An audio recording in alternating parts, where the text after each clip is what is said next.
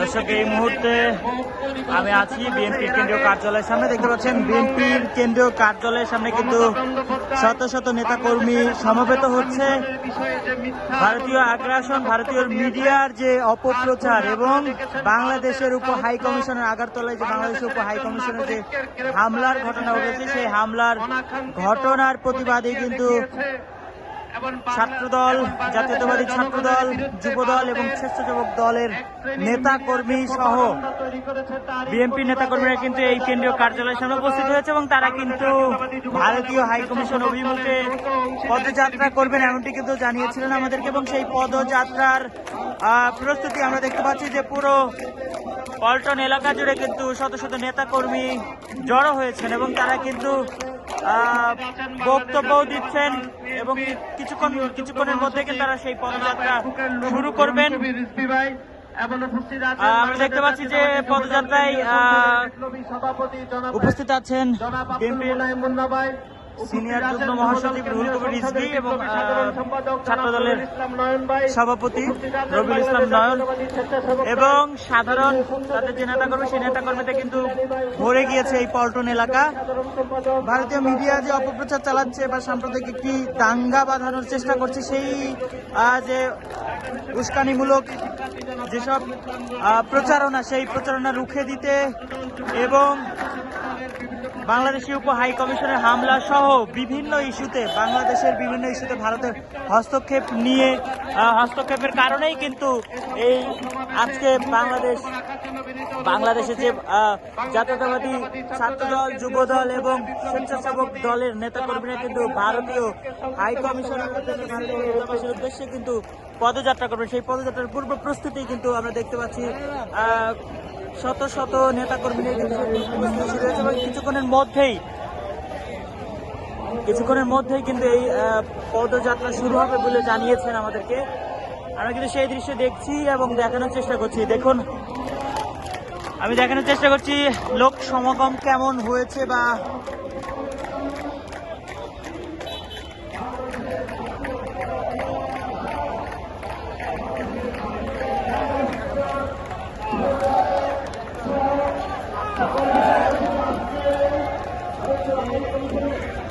দর্শক, যদি একটু বলার চেষ্টা করি, ফকিরাপুল থেকে কাকরাইল মোড় পর্যন্ত কিন্তু বিএনপি সহ তাদের অঙ্গ সংগঠন নেতাকর্মীদের পুরো রাস্তা কিন্তু ব্লক হয়ে গিয়েছে এবং দেখতে পাচ্ছেন যে এই পাশে কিন্তু গাড়ি ঘোড়াও মোটামুটি বন্ধ হয়ে গিয়েছে।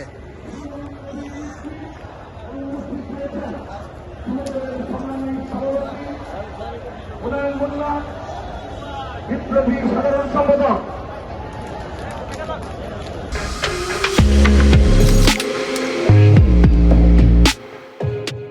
প্যাকেজের বক্তব্য এবং স্বেচ্ছাসেবক দলের সংগ্রামী দর্শক, ভারতীয় দূতাবাস, ভারতীয় হাই কমিশনের যে পদযাত্রা, বিএনপি সহ বিএনপির অঙ্গ সংগঠন, ছাত্রদল, যুবদল এবং স্বেচ্ছাসেবক দলের যে পদযাত্রা, সেই পদযাত্রার সর্বশেষ যে প্রস্তুতি, সেই প্রস্তুতি সম্পর্কে আমি জানাচ্ছিলাম এতক্ষণ আপনাদের সাথে ছিলাম সিরাতুল মুস্তাকিম। আপনারা দেখছিলেন একুশে টেলিভিশনের লাইভ। পরবর্তী লাইভ দেখার আমন্ত্রণ জানিয়ে লাইভটি এখানে শেষ করছি।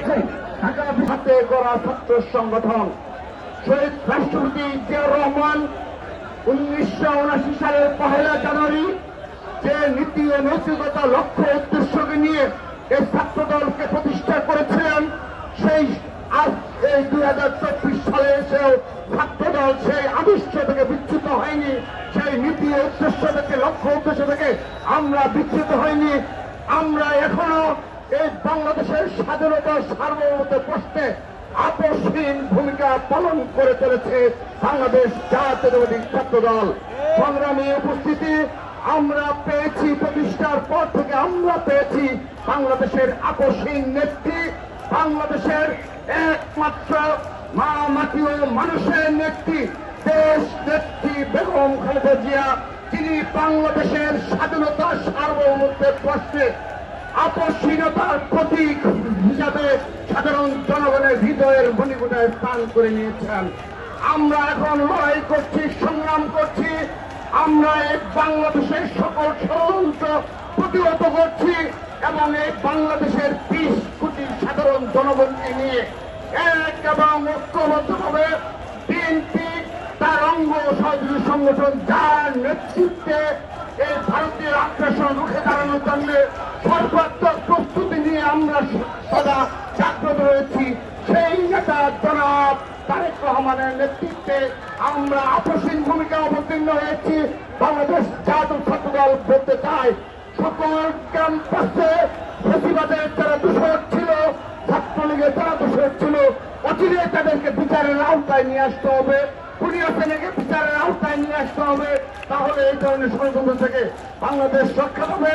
শুধু একটি কথা বলে আমি আমার বক্তব্য শেষ করতে চাই। সংগ্রামী উপস্থিতি, ছাত্রদল আমরা বাংলাদেশের স্বাধীনতা সার্বভৌমত্ব কষ্টে সবচেয়ে বেশি সাফারার হয়েছি, নির্যাতিত হয়েছি, ক্যাম্পাসগুলোতে রক্তাক্ত হয়েছি এই ছাত্রলীগ দ্বারা। কিন্তু এখন যে অবস্থায় রয়েছি বলে যেতে চাই, ছাত্রদলের যদি সশস্ত্র ভূমিকা অবতীর্ণ হয় বাংলাদেশের স্বাধীনতা সার্বভৌমত্ব কষ্টে এই ছাত্রদলের লক্ষ লক্ষ নেতা কর্মী সর্বাত্মকভাবে প্রস্তুত হয়েছে। সেই প্রত্যাশা রেখে এবং আগামীতেও সে ধরনের ভূমিকা অবতীর্ণ হবে ছাত্রদল, সেই প্রত্যাশা রেখে বিদায় নিচ্ছি। বাংলাদেশ জিন্দাবাদ, বাংলাদেশ জাতীয়তাবাদী ছাত্রদল জিন্দাবাদ। থেকে ফেরানোর জন্য শাসক গোষ্ঠী মানে ভারতের শাসক শ্রেণী যা করছেন, এটা পৃথিবীর ইতিহাসে এবং রাষ্ট্রবিজ্ঞানের ভাষায় একবারে সরাসরি আগ্রাসন ছাড়া আর কিছু নাই। ওরা এত মন খারাপ কেন শেখ হাসিনার জন্য? কারণ ভুটান তাদের সাথে নেই, নেপাল নেই, পাকিস্তান নেই, শ্রীলঙ্কা নেই, ছোট্ট একটি দ্বীপ রাষ্ট্র মালদ্বীপ তাদের সাথে নেই। ওদের সাথে কেউ বন্ধুত্ব করতে পারে না, কারণ ওরা মুখে যাই বলুক, ধর্মনিরপেক্ষ বলুক আর সেকুলার বলুক, ওদের মনের ভিতরে হচ্ছে কট্টর হিন্দুত্ববাদী হিংসা ছাড়া ওদের মধ্যে কিছু নেই।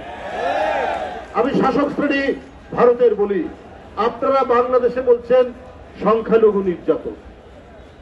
সংখ্যালঘু নির্যাতনের ফলাফল কি? আমি তো দেখলাম এখানে ইসকনের দ্বারা একজন আইনজীবী মারা গেলেন, রক্তাক্ত পন্থায় কুপিয়ে কুপিয়ে হত্যা করে মারা গেল, সাইফুল ইসলাম।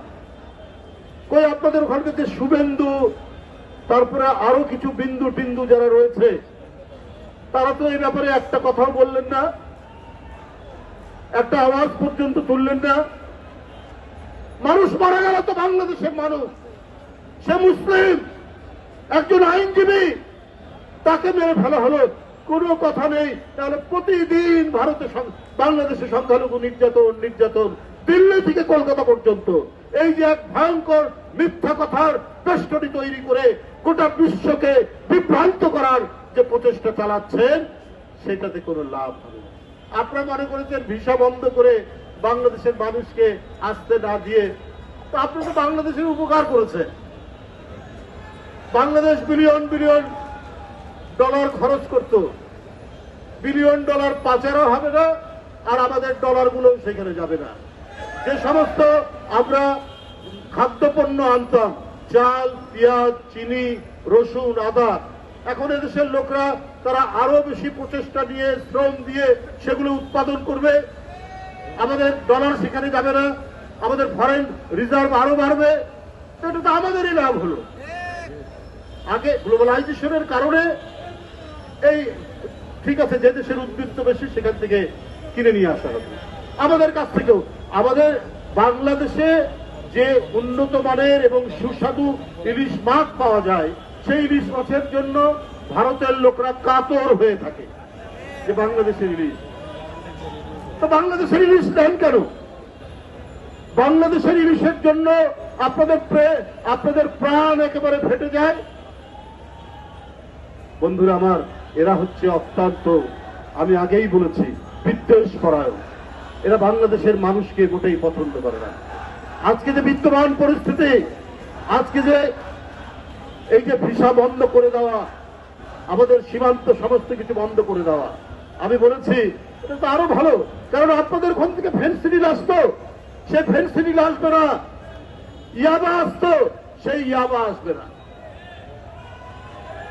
আপনারা এটা নানাভাবে এগুলো পাচার করতে। সেই দিক থেকে বাংলাদেশ আরো বেশি আপনার তার যে তরুণ সমাজ, যুব সমাজ আরো প্রস্ফুটিত হয়ে উঠবে।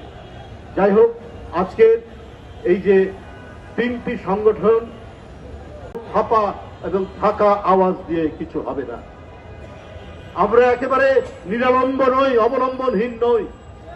আমরা বাংলাদেশের মানুষ, আমরাও সর্বোচ্চ প্রযুক্তি ব্যবহার করতে জানি। আমরা আমাদের দেশকে রক্ষা করার জন্য আকাশ, পাতাল, ভূমি, পানি প্রত্যেকটি জায়গায় আমাদের যে শক্তি, আমাদের যে সশস্ত্র বাহিনীর, আইনসঙ্গত বাহিনীর যে শক্তি, সে শক্তিও কিন্তু কম নয়।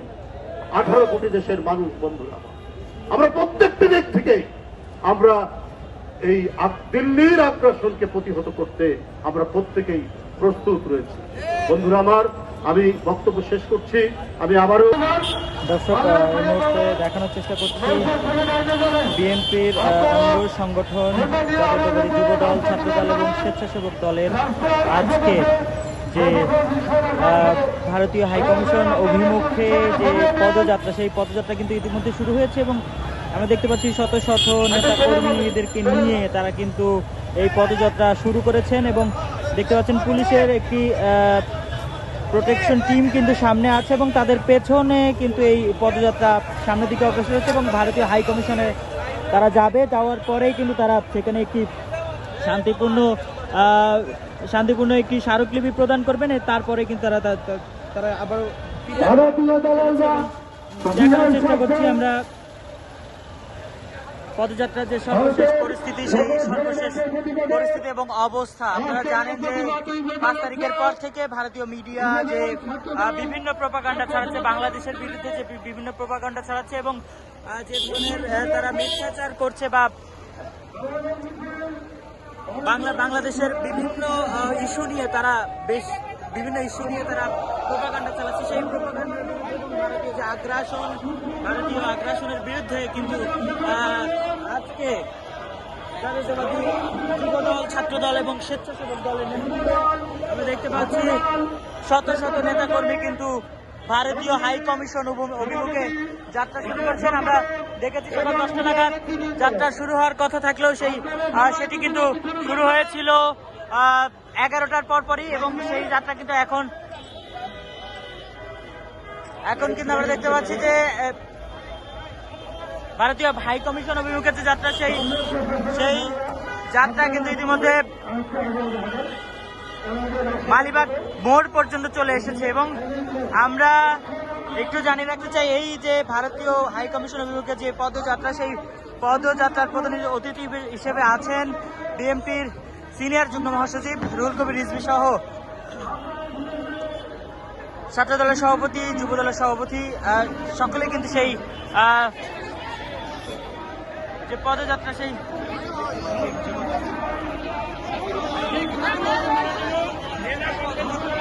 হাই কমিশন অভিমুখে যে পদযাত্রা, সেই পদযাত্রায় অংশগ্রহণ করেছে। আমি একটু দেখানোর চেষ্টা করবো কি পরিমাণ লোক সমাগম হয়েছে, কি পরিমাণ নেতাকর্মী নিয়ে তারা এই পদযাত্রা করে, সেটি একটু দেখাতে চাই।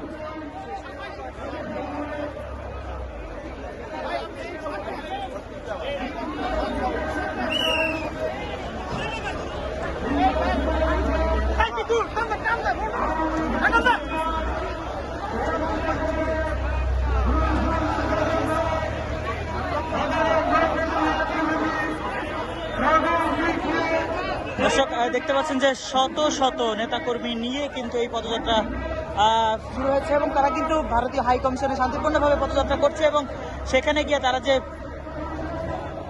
ভারতীয় মিডিয়া বা ভারত যে ধরনের প্রপাগান্ডা চালাচ্ছে, সেই প্রপাগান্ডার বিরুদ্ধে কিন্তু তারা একটি স্মারকলিপি প্রদান করছে।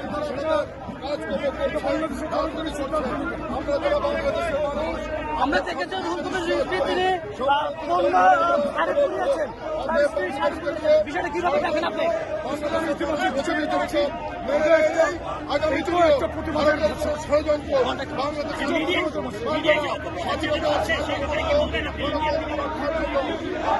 দর্শক, ভারতের হাই কমিশন অভিমুখে যে পদযাত্রা, সেই পদযাত্রার এখন পর্যন্ত সর্বশেষ যে তথ্য, সেই তথ্য এতক্ষণ তুলে ধরছিলাম আমি সিরাত আল মুস্তাকিম। আপনারা দেখছিলেন 21 টেলিভিশনের ফেসবুক পেজে লাইভ। পরবর্তী লাইভ দেখার আমন্ত্রণ জানিয়ে লাইভটি এখানেই শেষ করছি।